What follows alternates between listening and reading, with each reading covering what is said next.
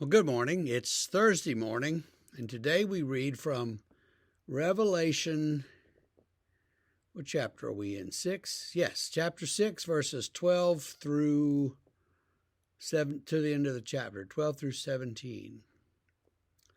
When he opened the sixth seal, I looked, and behold, there was a great earthquake, and the sun became black as sackcloth, and the full moon became like blood.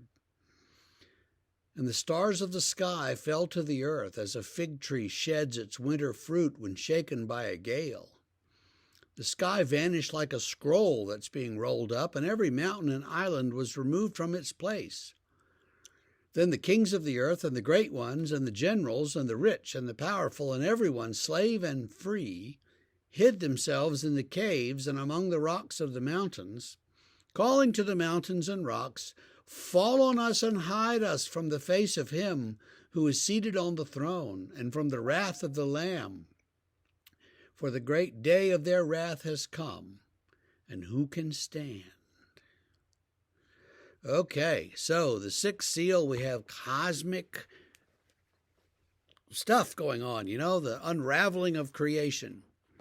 Now, I don't know what John the seer knew about these things. What we know is if the sun suddenly winked out, well, you'd have about 8 minutes before we learned it on Earth. And once that happens, it's going to get very cold very quickly.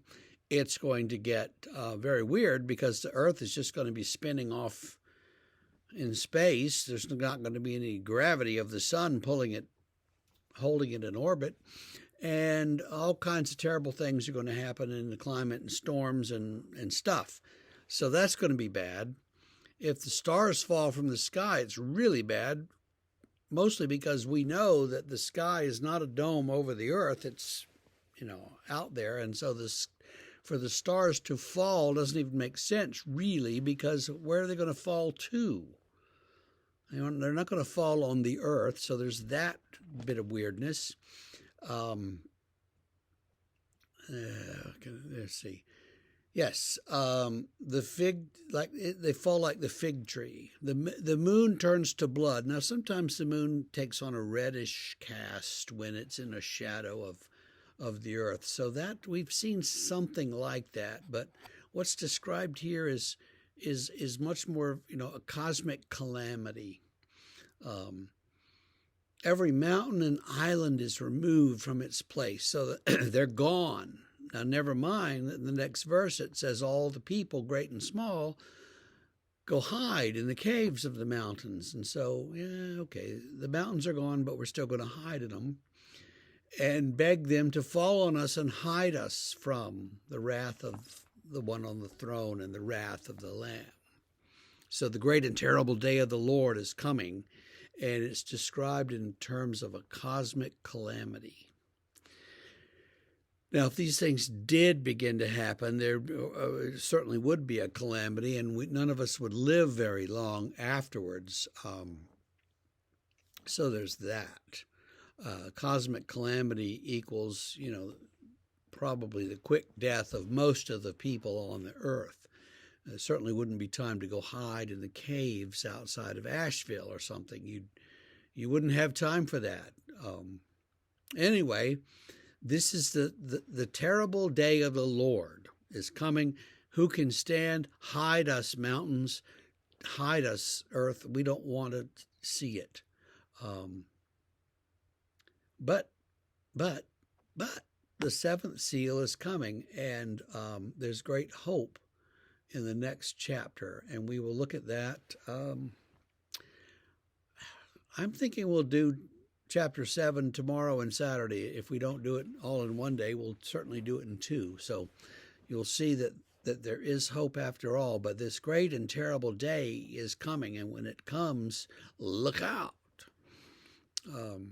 Used to be probably a T-shirt that somebody had that said, something like, "Jesus is coming, and boy, is she pissed." Kind of a joke on several levels, but there also used to be a guy that would walk around and say, "Jesus is coming, look busy." Jesus is coming. That's terrible. It's also something that Christians don't have to be afraid of, but we'll get to that. So for now, don't be afraid and just think about these cosmic calamities. It means that, among other things, it means that God controls creation. God is the one who sustains creation, the theologians say. So he created the world and it's out there spinning around. How does it stay in existence? Well, God sustains it. God keeps it in existence. So everything that is, God sustains. We don't know how that works. We don't know anything about it except that the old philosopher's question, why is there something rather than nothing? Because God wills it, and God wants to be sustained and to keep going. And so it does.